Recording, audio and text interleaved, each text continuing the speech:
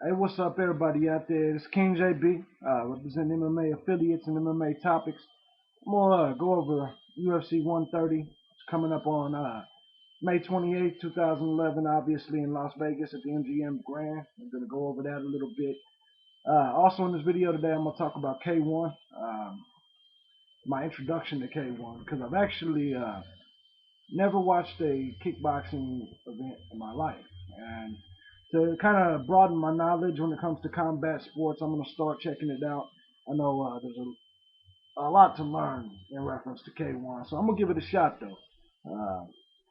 I'm going to start paying a little bit more attention to the Dream and other organizations that's out, in the far, far east. So I'm going to check them out. But we're going to start off with UFC 130. First off, I do want to say that I want to thank MMA Madhouse for their sponsorship, their support. Obviously, MMA Topics. Make sure y'all go check out both of them sites. You know what I'm saying? Y'all can also check out MMA Topics, get my latest writings. I've been writing a daily, started yesterday. I'm going to start writing a daily news report on MMA. Not to mention, we got our prediction videos, our reviews. Make sure y'all also check out MMA Affiliates Radio every Sunday night, 12:30 to 11:30 to 12:30 on Blog Talk Radio. All right, man, keeping it moving. UFC 130. First of all, I'm gonna go over the undercard. I'm gonna do it kind of quick. Then I'm gonna get into the main card. Keep my predictions pretty simple. All right, so we're gonna start off with the undercard. We got Renan Barrio. He's won 15 straight, 25-1. He's going against Cole Escovedo at 17-6. Once again, if I cannot pronounce the names right, I apologize. Some of these motherfuckers just got hard names to pronounce. I haven't watched them a lot, so I've never heard the announcers really speak on them too much. But I will say, through my research, I do think that Barrio is an amazing bantamweight. I think he's got a future in the UFC. I thought so, up to a couple months ago, even. I had him in my rankings. I think that when you win 15 straight and you're 25-1, regardless of the competition faced, that you're obviously a good pro fighter. So I think this is going to be a fight of the night. Uh, I think both of these cats are going to want to make an impression in the UFC. But I am going to pick Barrio by decision. Uh, Moving on to the bantamweight fight, we got Mike McDonald, 12-1. He's been looking very good. He's a top 10 candidate in the bantamweight division against Chris Carrioso at 11-2. I got McDonald pulling the win by TKO. This is a very good fight. I originally was thinking decision, but McDonald, up until his last couple fights, I believe, has been finishing everybody. TKOs, KOs. He looks real good right now, so I think he's going to pull the victory, finish the fight. We got Bart Palazewski, 35-14, in the lightweight division against Bryson Tebow. He's 22-7. This is also going to be a great fight. This was really hard for me to pick. But I actually think it's going to go to a decision, and I think Bart's going to pull it off. If he does not pull it off, I believe he'll be cut, pink slip from the UFC. So I do think this is a big fight for him. I believe he lost his last fight when the WEC was still there. So I think this is big for him. No question. I'm going to try to get him on MMA Affiliates Radio leading up to this. I speak to him quite often on Facebook, so hoping we can get him on there. Now we got a middleweight fight next. Kendall Grove, 12-8, against Tim Boesch, 12-4. I believe this is a pink slip fight. I believe the loser of this fight will no longer be in the UFC. Kendall Grove is not very impressive. Part of me wanted to pick against him, but he's just so lengthy. I think he can pull off a submission win. I could be wrong. This could be definitely Tim Boesch's night. Kendall Grove, I think he's a very big underachiever. With his height in that middleweight division, he should be able to dominate. He has a reach that's amazing. His jiu-jitsu and submission game is amazing, but he just can't seem to get the shit done. I don't know what his problem is, but he just can't. But he is a UFC veteran, so I give him credit for that, and I think he could probably pull this off. Next in the bantamweight division, we got one of my favorite fighters of all time, Miguel Torres, 39-3.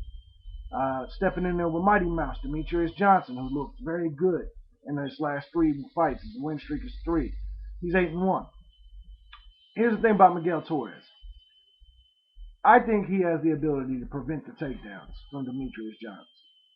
I think because of that, he'll be able to pull off a decision win. I think he'll stand outside, use his reach a lot, just like he did in his last fight. I think he'll jab, he'll stick and move. I think he'll beat him. A lot of people think Miguel's done. I don't. I think he's got another championship run in him. My dream fight, I've mentioned, is Miguel Torres and Uriah Faber. So I don't know, man. Let me know. Let me know what y'all think about Miguel Torres. Is he done? He's 39-3, one of the best to ever do it. Plus, he's from here in Indiana, East Chicago. Got to give him big props. You know what I'm saying? Big ups for Miguel Torres. All right, next thing we got, and we're gonna go to the main card, the main draw.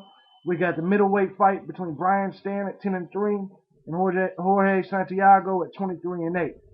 Now, I'm not a Zuffa zombie. I'm not gonna sit here and say that all people outside the UFC are garbage, because they're not.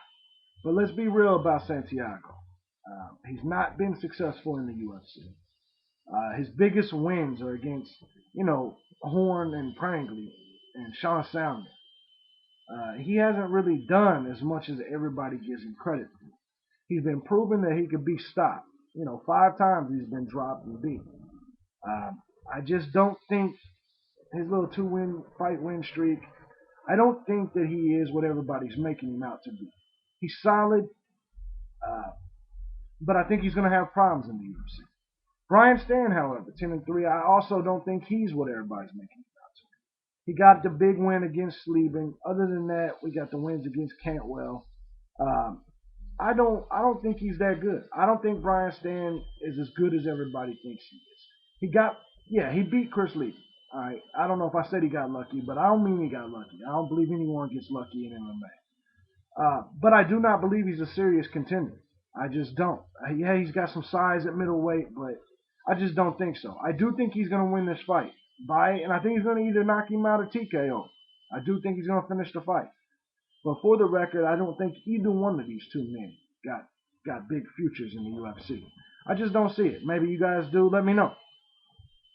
We're going to move on to a welterweight fight. We got Thiago Alves, 18-7 against Rick Story, 12-3. Very good, solid fight. Thiago Alves, man, he's beating everybody, man. My boy Josh Howard.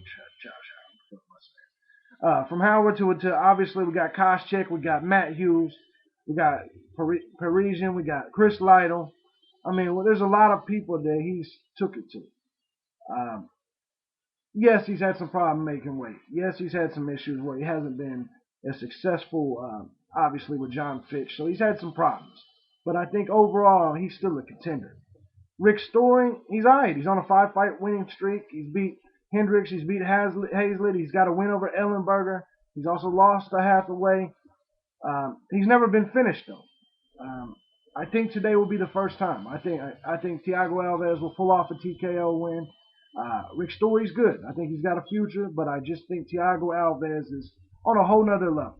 So if you guys find, like I said, you think I'm wrong, let me know. Heavyweight, Stephen Struve and Brown. Here's the thing. Mr. Brown, Travis Brown has shown that he has the ability to fight. He's undefeated. He had to draw with Congo, but his biggest win is against McSweeney. So I don't really know how. It's hard to tell with him right now. Stephen Struve, he's beat Paul Ventello, but he's lost some to Roy Nelson, JD, Junior Dos Santos. He's 21-4. He's solid. But here's the thing. I think Struve has a problem sometimes with hard hitters. He tries to go out there and he strikes instead of using his reach and taking them down and submitting them.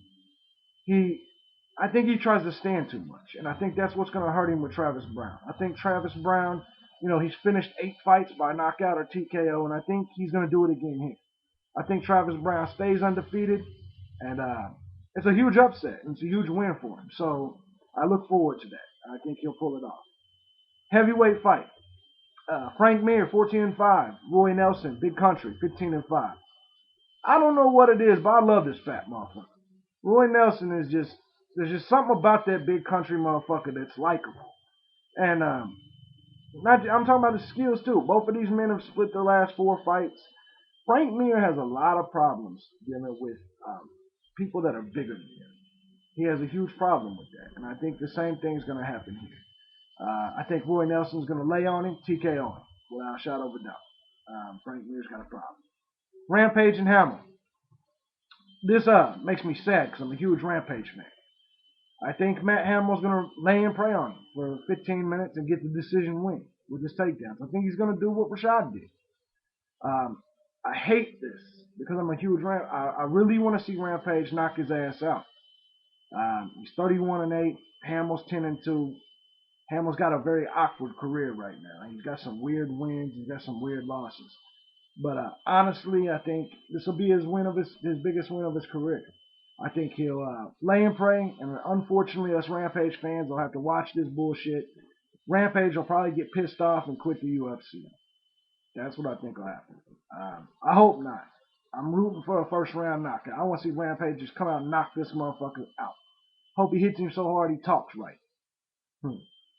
But anyway, moving on. That's my UFC 130. When it comes to K-1, I've never watched kickboxing before. I'm about to start fucking with it. I know today there's a huge event. I'm about to turn it on right now. Start fucking with it. I would like some advice on what events I should start with. You know what I'm saying? I know it's been around a long time. I don't know nothing about it. Wikipedia it. I'm looking it up. I'm researching it. But what do you guys suggest out there with K1? Which one should I start with? Where should I go to get the best of K1 action? Should I just start at the beginning? Is there a beginning? What's the beginning? Let me know where to go. You know what I'm saying? I holler at y'all, man. It's King JB. Make sure y'all fuck with MMA Affiliates Radio every Sunday night. I'm out.